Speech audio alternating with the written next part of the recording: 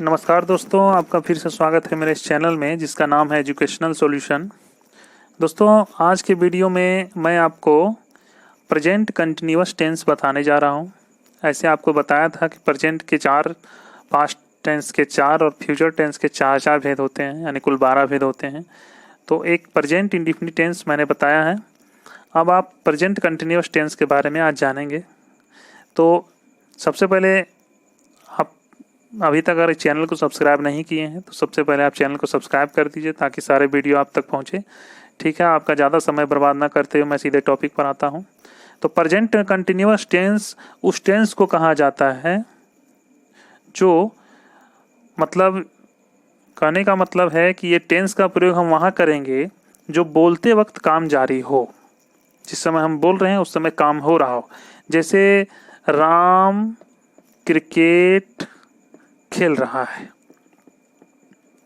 तो राम क्रिकेट खेल रहा है, इसका यह मतलब हुआ कि राम वर्तमान में क्रिकेट खेल रहा है, या वह कमरे में पढ़ रहा है। तो यहाँ भी आप देखिए कि वह कमरे में पढ़ रहा है, मतलब काम अभी भी जारी है। इसी को हम प्रेजेंट कंटिन्यूअस टेंस कहते हैं। प्रायः आप देखिएगा कि इस तरह के टेंस के वाक्यों में देखिएगा क्रिया के बाद रहा है, रही है, रहे हैं, ये सब चीज़ रहता है, तो हम उसको प्रेजेंट कंटिन्यूअस टेंस कहते हैं। इसे आप जान जाइए। इसके अलावा ऐसा भी कुछ वाक्य आपको मिल जाएगा जो काम अभी हो रहा है लेकिन उसमें रहा रही आपको नहीं दिखेगा।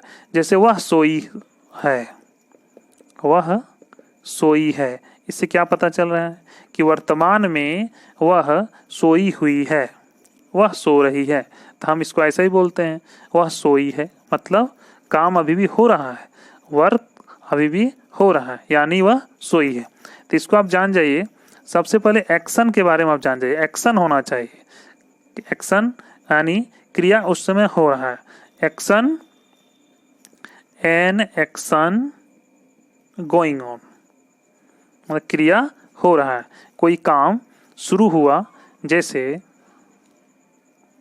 काम स्टार्ट हो गया और यहाँ पे एक्शन हो रहा है और काम फिनिश हुआ, यानी स्टार्ट हो फिनिश, बीच में ये एक्शन हो रहा है यानी काम हो रहा है। इसी को हम प्रेजेंट कंटिन्यूअस टेंस कहते हैं। यानी प्रेजेंट कंटिन्यूअस कहने का मतलब हो गया कि काम जारी रहना। अब आप देखिए कि आप इसको ट्रांसलेट करें कैसे करेंगे। तो इसका एक फॉर्मूला आप याद रखिए, subject plus auxiliary verb. Auxiliary verb कहने का मतलब हो गया is am are plus V4 plus object. अब V4 का क्या मतलब हो गया, भी में ING, उसी को हम V4 कहते हैं। जैसे प्लेइंग, गोइंग, रीडिंग, ये सब V4 हो गया। ठीक है, तो V4 का प्रयोग हम करेंगे। आप जैसे समझ जाइए, जैसे कि राम खेल रहा है, तो आपको कैसे करना है, राम इज प्लेइंग, राम खेल रहा है। अब राम क्रिकेट खेल रहा है, इसके बारे में वह कैसे बनाएंगे, तो राम इज प्लेइंग क्रिकेट। सबसे पहले यहाँ पे राम सब्जेक्ट है, इस फॉर्मूला का हम उपयोग करेंगे। सबसे पहले आपको सब्जेक्ट लेना है, सब्जेक्ट मेरा राम है तो राम लिख दिए। उसके बाद इज लगा देंगे राम में, ठीक है। उसके बाद वर्ब 4 यानी भी में ING होना चाहिए, तो प्ले में हम ING लगा दिए। उसके बाद ऑब्जेक्ट यानी क्रिकेट, राम क्रिकेट खेल रहा है, राम इज प्लेइंग क्रिकेट। इसको ट्रांसलेट आप ऐसे ही करेंगे। तो अब देखने वाली बात यह है कि कुछ ऐसे सेंटेंस हैं जो उसमें आपको ये रहा रही नहीं दिखेगा, फिर भी आप उसको इसी तरह से बनाइएगा। जैसे मैं खड़ा हूँ, आई एम स्टैंडिंग, मैं खड़ा हूँ, आई एम स्टैंडिंग। जैसे मैं खड़ा हूँ, मैं खड़ा हूँ कहने का मतलब ये है कि मैं वर्तमान में खड़ा हूँ, यानी काम अभी हो रहा है कि मैं खड़ा हूँ। तो इसको भी आप यही फॉर्मूला में बनाइएगा। मैं का आई हो गया, आई में एम लगा दीजिए, और खड़ा हूँ स्टैंडिंग, आई एम स्टैंडिंग। या सीता सोई है, सीता सोई है, मतलब सीता वर्तमान में सो रही है, काम अभी हो रहा है, work is going on, action is going on. तो सीता, सीता इज स्लीपिंग, सीता सो रही है। बस आपको यही याद रखना है कि काम वर्तमान में हो रहा हो तो आप उसको ये प्रेजेंट कंटिन्यूअस टेंस कहेंगे। अब मैं आपको बताने जा रहा हूं कि इसमें निगेटिव सेंटेंस में आप क्या कीजिएगा। निगेटिव सेंटेंस, नकारात्मक वाक्य। नकारात्मक वाक्य में मैंने आपको बताया था कि जिस वाक्य में नहीं का प्रयोग रहे उसको आप नकारात्मक वाक्य कहिएगा, इंग्लिश में निगेटिव सेंटेंस। जैसे राम नहीं खेल रहा है, तो इसको आप कैसे बनाइएगा? इसका फॉर्मूला है subject plus is am are plus not plus V4 plus object. ठीक है, अब इसको बनाते हैं। Ram is not playing, Ram नहीं खेल रहा है। सिंपल, आप जान जाइए कि आपको इज एम आर के बाद नोट लगा देना है। ये हो गया आपका निगेटिव सेंटेंस। इस तरह से आपको निगेटिव सेंटेंस में कोई तरह का दिक्कत नहीं होगा। आप इस तरह से निगेटिव सेंटेंस बना सकते हैं। एक्जुलरी वर्ब कहने का मतलब है इज एम आर, क्योंकि प्रेजेंट कंटिन्यूअस टेंस में एक्जुलरी वर्ब, यही 3 एक्जुलरी वर्ब का प्रयोग हम करते हैं। उसके बाद आपको नोट का प्रयोग कर देना। अब आप समझिए कि इंट्रोगेटिव सेंटेंस हम कैसे बनाएंगे। इंट्रोगेटिव सेंटेंस कहने का ये मतलब हो गया कि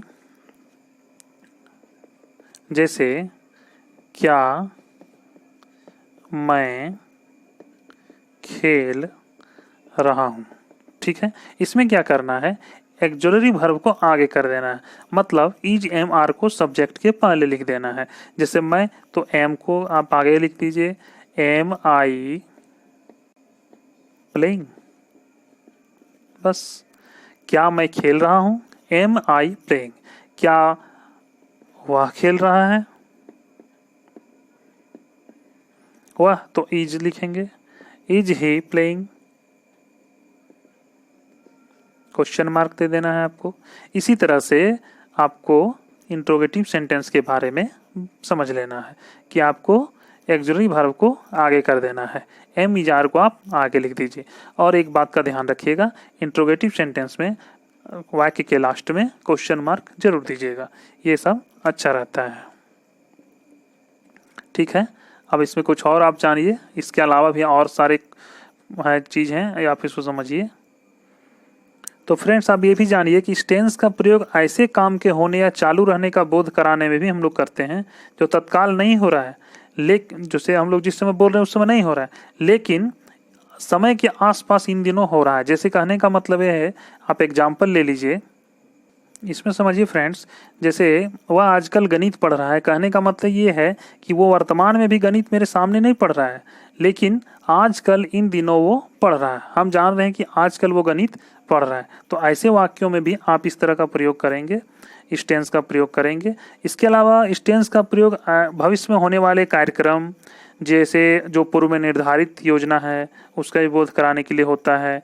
जैसे हम कहेंगे कि प्रधानमंत्री कल वापस आ रहे हैं, प्रधानमंत्री कल वापस आ रहे हैं। देखिए इसमें, देखिए फ्रेंड्स, प्रधानमंत्री कल वापस आ रहे हैं कहने का मतलब प्रधानमंत्री, ये योजना पूर्व में निर्धारित है कि वो कार्यक्रम है कि कल वो वापस आ रहे हैं। तो the prime minister is returning tomorrow. ऐसे वाक्यों में भी आप प्रेजेंट कंटिन्यूअस टेंस को ही लेंगे। अब जैसे कि इस टेंस का प्रयोग हम कार्य करने के इरादे या संभावना भी अगर होता है तो उसको भी बोध कराने के लिए करते हैं। जैसे, और इससे क्या होता है कि इसमें फ्यूचर टाइम का बोध होता है। प्रेजेंट टेंस है लेकिन ये प्रेजेंट कंटिन्यूअस टेंस ही है, लेकिन टाइम क्या है, फ्यूचर है। जैसे आप समझिए, जैसे वह मरने जा रहा है, इसको बनाएंगे he is going to die. वो इरादा बना लिया है कि वो मरेगा, ठीक है, लेकिन फ्यूचर टाइम में मरेगा। वो मरने का इरादा रखा है लेकिन फ्यूचर टाइम में मरेगा, इसलिए वह मरने जा रहा है, वह खाने जा रहा है, वह लिखने जा रहा है, वह पढ़ने जा रहा है, वह दौड़ने जा रहा है। इस तरह से हम बनाएंगे he is going to die, वह दौड़ने जा रहा है, he is going to run. इस तरह से हम कोई ऐसा भी हमको पता चले, कोई कार्य करने का इरादा हो या संभावना हो, तो भी हम बोध कराने के लिए इस टेंस का प्रयोग करते हैं, जो कि फ्यूचर टाइम में होने वाला है, लेकिन वर्तमान में वो नहीं हो रहा है, लेकिन इरादा है, संभावना है कि ये होगा।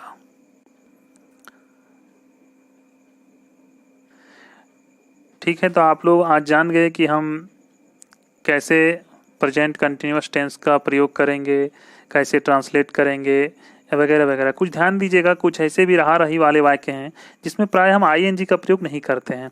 जैसे वह मुझे अच्छी तरह से जान रहा है, वह मुझे अच्छी तरह से जान रहा है, तो ही इज नोइंग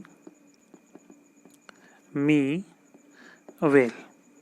इसमें देख रहे हैं कि वह मुझे अच्छी तरह से जान रहा है, तो एक बात का आप ध्यान रखिए, अगर आप नो में आईएनजी लगा रहे हैं तो ये इनकरेक्ट है, यानी ये गलत है। इसको आप लिखिएगा ही नोज मी वेल। तो कुछ ऐसे शब्द हैं जिसमें आईएनजी का प्रयोग हम लोग नहीं करते हैं। जैसे आपको और भी हम एग्जांपल दे रहे हैं, मैं इसे समझ रहा हूँ, मैं इसे समझ रहा हूँ, आई एम अंडरस्टैंडिंग इट, मैं इसे समझ रहा हूँ, तो ये गलत है। ठीक है, तो हम इसको कैसे सही करेंगे, I understand it, I understand it, मैं इसे समझ रहा हूँ। तो ऐसे में बहुत ऐसे शब्द हैं जिसमें आईएनजी का प्रयोग हम लोग नहीं करना चाहिए। ठीक है, तो मेरा आज का आपको वीडियो कैसा लगा आप कमेंट में ज़रूर बताएं। और ऐसे में आपको इस वीडियो में अगर किसी तरह का कोई चीज़ लग रहा है कि हम कमेंट में कर सकते हैं तो आप कमेंट करके हमें ज़रूर पूछें, मैं उसका रिप्लाई करूँगा, मैं आपको और अच्छी तरह से बताऊँगा। तो आप मेरे चैनल को सब्सक्राइब कर लीजिए। ठीक है, धन्यवाद।